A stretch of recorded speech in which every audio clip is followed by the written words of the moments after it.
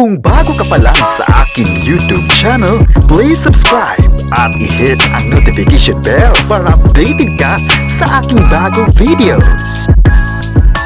Hey, good morning sa inyong lahat mga kapresko. Welcome back ngayong September 15, 2025. Okay, so kumusta yung gising yung mga kapresko? Okay, anyways, ako po si Kenneth at ako pa rin ang magbibigay sa inyo ng preskong balita.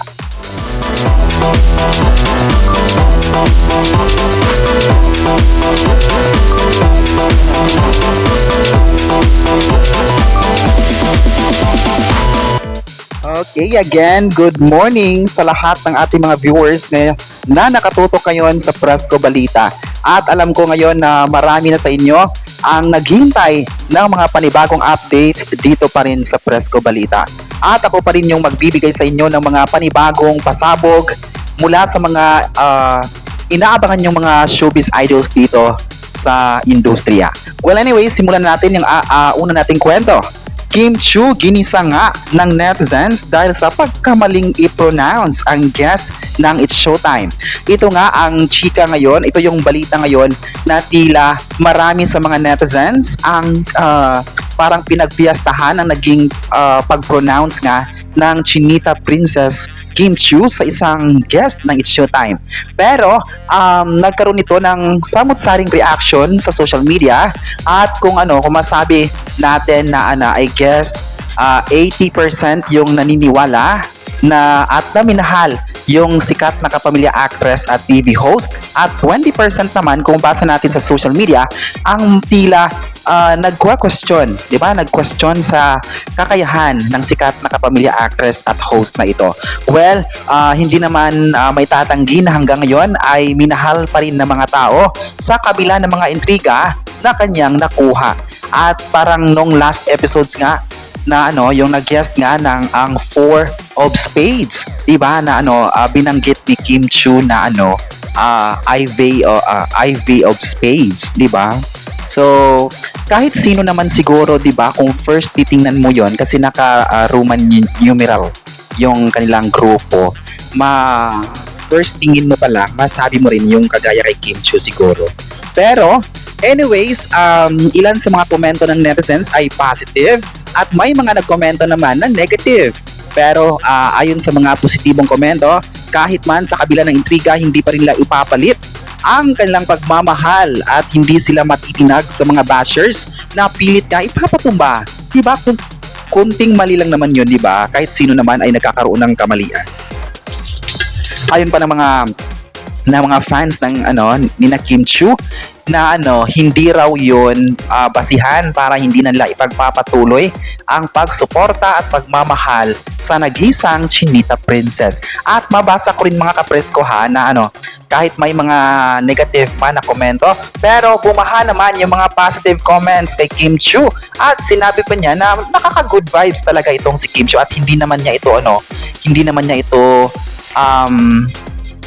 ginawa or hindi niya intensyon kasi nga sumagot nga siya, 'di ba, sa mga issue na ito at ayon pa niya totoo naman talaga na hindi niya medyo kilala at yung kaya nagkaroon ng ganun, 'di ba?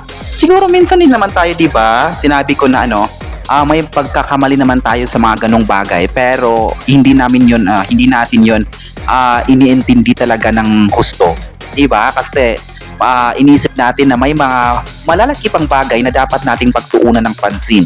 Diba? Isa din to sa naging pahayag niya na kung natama niya na i-pronounce yung guest name na ito ay may magbabago ba? Wala naman raw. Diba? So, marami nga ang natuwa sa mga netizens sa kanyang palaban na pahayag na ito. Diba? At sinabi na sa kanyang pahayag, sa kanyang pagsasalita ay tila mas nawindang ang lahat, mas nagtiwala sila kay Kim Chiu, mas minahal nila dahil nga sa naging palaban. At totoo naman si Kim Chiu, 'di ba?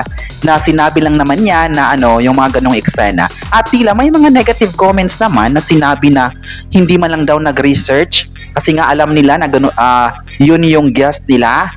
hindi man lang daw nag-research kung paano i-pronounce, kung paano banggitin yung kanilang grupo. Well, marami naman din na yung sumagot din sa komento ng isang netizen na yun. Ayon pa nila na minsan din naman na hindi natin mai-focus yung sarili natin sa mga ganong bagay kasi nga marami din namang ginagawa si Kim Chiu, di ba? At sa isang pagkakamali lang daw ay doon na umuhos yung pagpuna ng mga netizens, di ba? Yung mga bashers pinuna siya na wala man lang konsiderasyon. Di ba? Bigyan natin ng chance si Kim Chiu. Alam naman natin na tayong lahat ay may pagkakamali rin. Okay? At patuloy din natin siyang aabangan sa mga susunod na proyekto dito sa ABS-CBN at maging sa It's Showtime, 'di ba? Na patuloy siyang napapanood hanggang ngayon. 'Di ba? Alamin natin kasi alam ko na marami sa inyo mga Kim Pao fans ang sumusuporta sa kanya at mas minahal si Kim Chiu.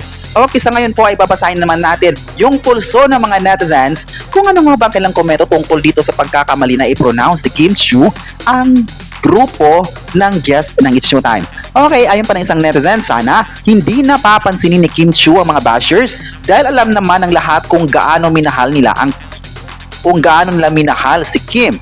Totoo yan kasi sa kabila ng mga intriga ngayon ay nakita pa rin natin na patuloy pa rin yung pagmamahal, patuloy pa rin yung paglawak nga ng kanyang fandom, especially hindi lang sa Kim Pao kundi sa kanya-kanyang pangalan. Diba? Alam ng lahat kung gaano nila minahal si Kim Chiu at alam din ng lahat kung gaano nila hinihintay yung pagpunta nga ni Kim Chiu sa It's Showtime. Okay, ayon ng isang netizen pa, hindi nila matitinag ang pagmamahal ng mga fans kay Kim Chiu sa kabila ng mga intriga. Well, hindi talaga nagpapatinag, totoo yan, hindi nagpapatinag ang mga fans ni Kim Chiu na sa isang pagkakamali lang kasi kahit noon pa man may mga negatibong komento pero hindi ito iniinda ni Kim Chiu at patuloy pa rin siyang gumagawa ng mga magagandang bagay para ipapakita sa inyo mga fans ng Kim Pao, especially mga Kim Pao fans, na ipakita sa kanila yung kung gaano lumaban itong si Kim Chiu sa mga ganitong bagay. Okay, ayon na isang netizen, mamahalin pa rin nila si Kim Chiu kahit anumang mangyari dahil magaling itong mag-host. Magaling naman talaga si Kim Chiu na mag-host kaya nga suki siya ng mga ilang reality programs, 'di ba? Mga programa ng ABS-CBN ay naging suki si Kim Chiu kasi nga magaling siyang host at hindi lang isang actress kundi maging isang host na napansin talaga ang kanyang kagalingan pagdating sa hosting. Okay, so ngayon naman mga kapresko ay babasahin naman natin ang ating mga online comments ng mga fans sa online chikahan. Ay ng isang fan, congrats kay Kim Chiu dahil marami pa rin silang nagmamahal at tumindig para sa kanilang idolo. Totoo naman yan, yung buong Kim Paolandia ay talagang nakatutok at patuloy lang sinusuportahan, ipinaglaban kahit saang serye pa yan, kahit yung mga location ng kanilang taping ay pinupuntahan ng mga Kim Pao fans dahil nga gusto lang makita kung gaano nga ba kagaling itong si Kim Chiu. Okay, ayon pa rin isang fan, congrats kay Kim na hanggang ngayon ay minahal pa rin ng mga fans, lalong-lalo na ng mga madlang kapuso at kapamilya kasi nga napapanood si Kim Chiu sa It's Showtime. Diba hindi lang kapamilya yung nakapanood nito, kundi maging yung mga madlang kapuso na nakatutok pa rin dito nga sa Presko Balita ay patuloy pa rin lang minahal at sinusuportahan itong si Kim Chiu. Okay, ayon ng isang fan naman, kahit nagkamaliman si Kim Chiu ay di pa rin natitinag ng mga bashers kasi nga unti-unti silang palakas, unti-unti mas lumawak ang kanilang fandom, hindi lang kay Kim Chiu kundi sa kanilang grupo at sa kanilang kaparihan na si Paula Villino at patuloy pa rin silang minahal at hanggang ngayon na hindi nila natitinag. Yan yung lakas ng nag-iisang Kim Pao. Okay, so sa ngayon pong umaga, ayan lang po muna yung pag-uusapan natin at mamaya ay babalik pa rin ako para ibigay sa inyo yung mga bagong updates sa Presko Balita. So ngayon po mga kapresko, ano ang masabi nyo na ginisa nga itong si Kim Chiu dahil sa nagpagkamali ng kanyang pag-pronounce sa guest ng It's Showtime? I-comment na kung mahal mo ba si Kim Chiu at huwag kalimutang i-subscribe ang ating YouTube channel.